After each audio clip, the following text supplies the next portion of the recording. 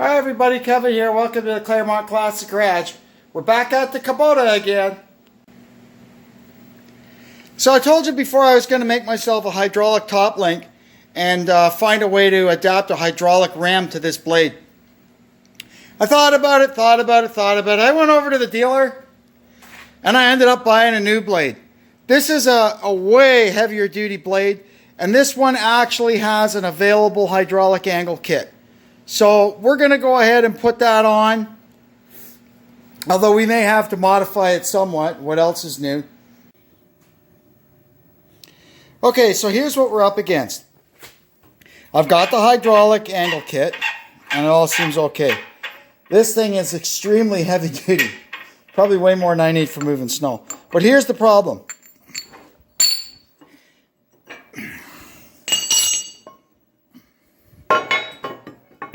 All right. So that's your drive piece for the blade. So you can see the problem. The blade either is frontwards or backwards. You can't just pull a pin and spin the blade 180 degrees like you would do on a manual blade. I have no idea this thing was like this. So it attaches by means of this double D here. And it's got two great big bolts that go down through the back there. Pretty overkill if you ask me. So what I'm going to do, may be right, it may be wrong. I'm going to get a hole saw and I'm going to make this round so that the blade can spin around in there. And we're just going to use two big pins in here so I can spin the blade around. Because depending on what I'm doing with the snow, I need it going one way or the other. So that's what we're going to do. Like they say, damn the torpedoes. I mean, if it doesn't work, it's just half-inch plate. I can just cut a couple of half moons and weld them back in there, and it'll be right back to how it was. But I think this will be okay. Anyway, we're going to find out, aren't we? I measured and sketched out the material I need to remove because I've got one shot at this. It's got to be right dead bang on or the thing won't swivel right. So it looks pretty good. So we're going to go ahead and get it clamped down to the drill. And then 3 Hail Marys and we'll start cutting. So I've got this thing set up. I've got a piece of wood underneath it, so when the saw goes through, it doesn't drill the drill press table and wreck my saw. I extended the pilot out a little bit so it goes right through the wood, so it's good and supported. And what I did is I just brought it down ever so slightly till it touched to see where it's cutting, and it looks perfect. So we're going to go ahead and slowly start running this hole saw through. Hopefully this is just mild steel. I don't see why it wouldn't be. The first hole saw was not really cutting, so I switched to this one. It's cutting pretty well. I think we're about halfway through now. I need to get some more oil. Well, we made a hell of a mess, but it worked. I've got it all cleaned up. Now we'll see if it fits. That seems good now. It's nice and free to rotate. So I'm going to kind of grease it up a little bit, and then we'll put it together and see what happens. Right now, for lack of having a couple of pins long enough, we'll just use these 2 bolts as pins. And now I'm going to start the engine. I'll lift the thing up and see if it turns. So far so good. Now what we'll do is I'll pull my 2 pins here and see if I can flip the blade around. Absolutely no problem at all. So this is good. This is the way I'm going to use it most of the time for pushing the snow down the driveway after I use the snowblower. So I'll drop the pins in and we'll continue on and install the hydraulic ram. Next we'll install this bracket, which is the end here of the ram. Nice of them that they just throw everything loosely in the box so that when they're shipping it, parts all rattle around and smash into each other. Super duper. Now we can install the ram. Alright, that's all together. Now we can install the hoses. There it is, it's on and hooked up. I don't know why they have to give you such long hoses, but that's what happens when you get a kit. Wow, would you look at that? That's going to be so much nicer when we're doing the snow.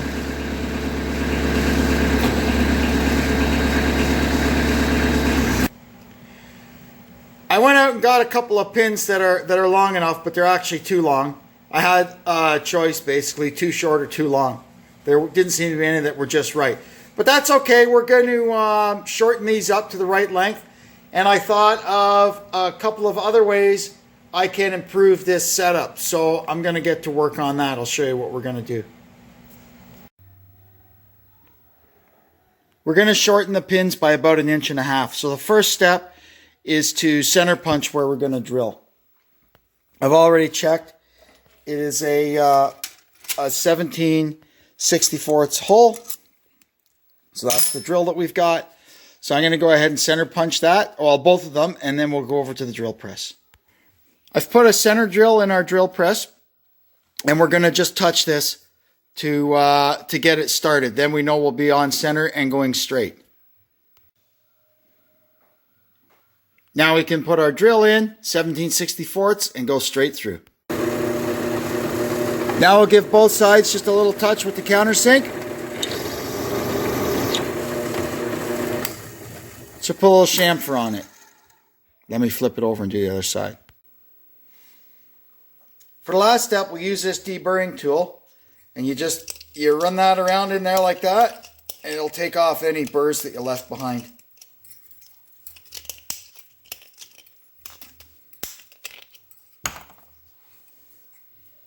Perfect. Now we can try the pin in the blade and see if we did okay. Yeah, it's perfect. The pin goes in easy. It's got a little play. Good. So we'll drill the other pin in the exact same spot, and then we'll cut them to length and chamfer the ends. Got them cut to length. Now we'll go over to the bench grinder and put the chamfer on them.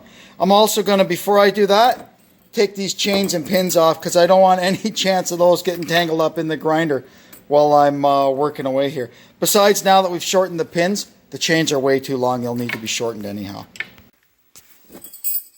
Oh, that's nice. Got a lead-in chamfer on them. I've tested them both. They go in and out, no problem. So what I'm going to do now, I think I got to take about 3 links off these chains to start with. We may end up taking a 4th, but I'm gonna take 3 to start, and we'll see how it looks. I like that. Now I ended up taking 2 more links out of the chain, so altogether I took 5 links out.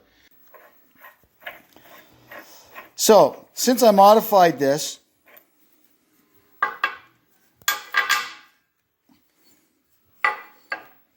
I've got these 2 great big cavities here. So what I'm gonna do is I'm going to drill, I'm going to put 2 grease fittings in it so I can pump this cavity full of grease. I don't know if it'll help, but it certainly can't hurt.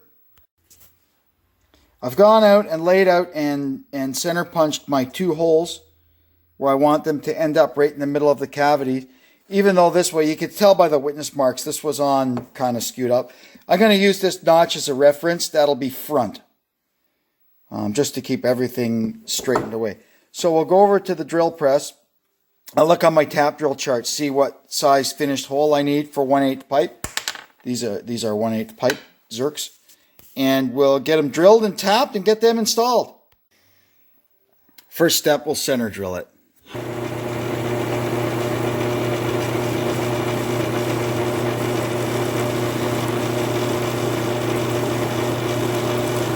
And this will just give us a nice start for our drill bit.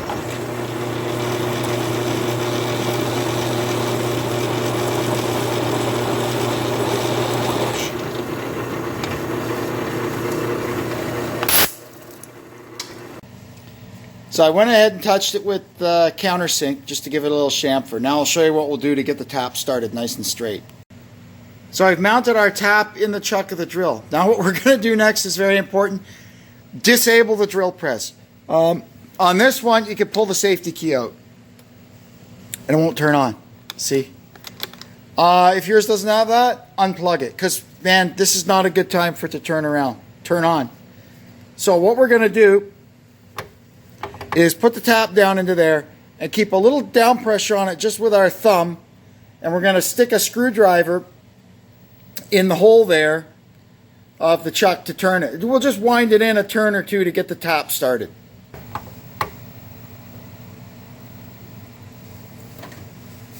A little tapping oil.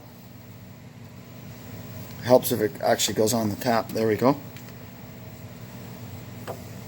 And then we just put a little pressure on it. And then just slowly turn it with the screwdriver.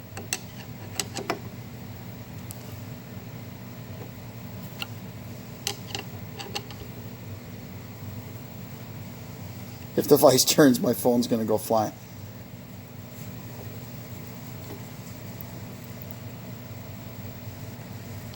I should have clamped the vise down. Oh well. My bad. I'm lazy.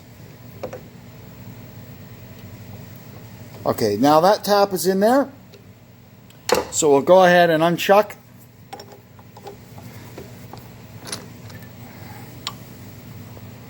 I already did the same procedure on the other hole, and we'll take this thing over, put it on the bench vise, and use the big tap handle to wind this tap down into there. Alright, so we'll just continue running this thing down.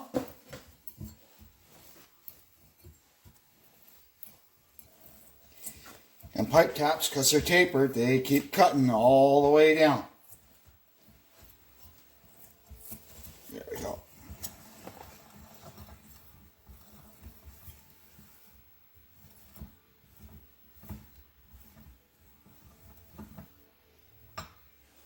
Perfect. Now we'll do the other one. We already got it started on the drill press also.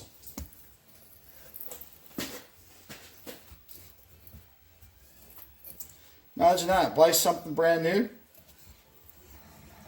and spend a whole 2 days modifying it. Oh well, that's what we do here at the Claremont Classic Garage. We can't leave anything alone. Alright, so I'm going to go and clean this up. And let's see if our little grease fittings want to screw in.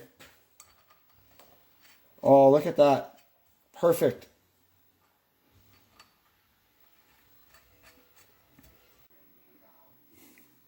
That worked out pretty well.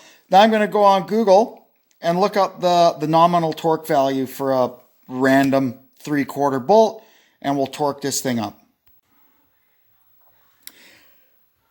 This is a grade 8 bolt, and I looked up some specifications, and apparently a 3/4 coarse grade 8 bolt can go up to 280 foot-pounds. A grade 5, they rate at 200. So I'm going to do this at the grade 5 torque of 200, and we'll see how it does. And we're there.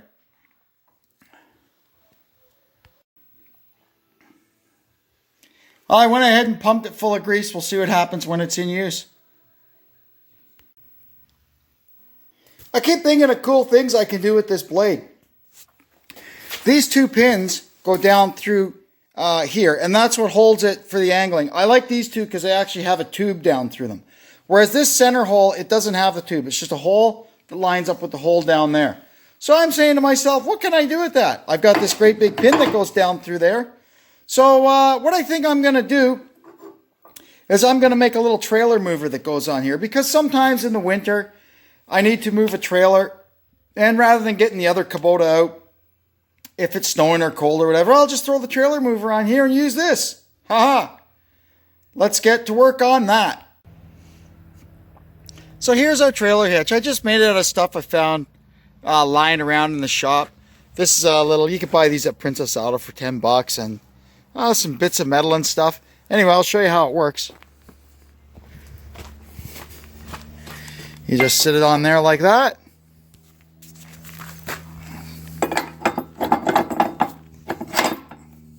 Ta-da! There.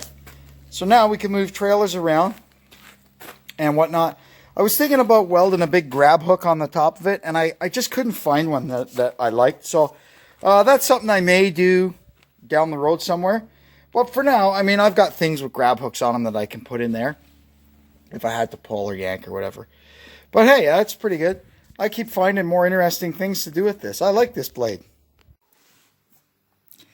All right, so as they say, the proof is in the pudding. Let's try and spin this blade around. See if my plan worked. So we're going to start by pulling these 2 pins. And it should just rotate right around. Sometimes it hits that leg. No, we're okay. Like that. And then drop our pins in.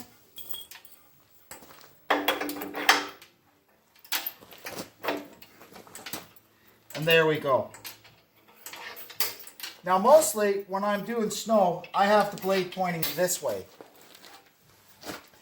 because I keep the skis set up a little bit on the blower, and when I do my paved driveway, it leaves a little cake of snow. So what I'll do is I'll turn the tractor around and use this to just push that little cake of snow, to scrape it off and push it down and out of the way.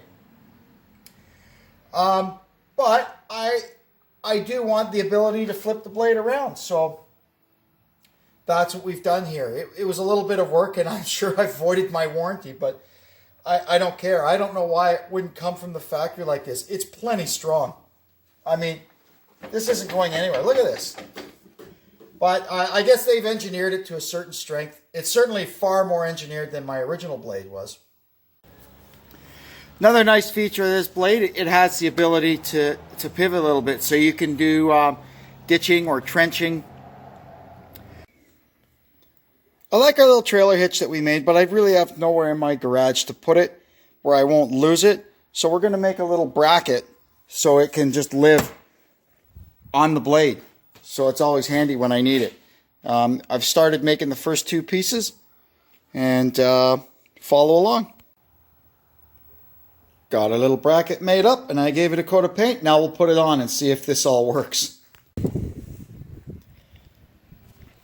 There's our little bracket. So now our receiver is just always kind of here with us in case we need it. And then I could just go in the garage and grab whatever drawbar I need for whatever job I happen to be doing. So that's pretty good. Okay, so that's going to wrap everything up on this blade. It all went pretty well. We're ready to put it to work.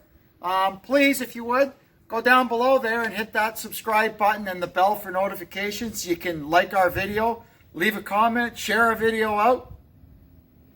And until next time, this is Kevin checking out from the Claremont Classic Garage. Thanks and so long.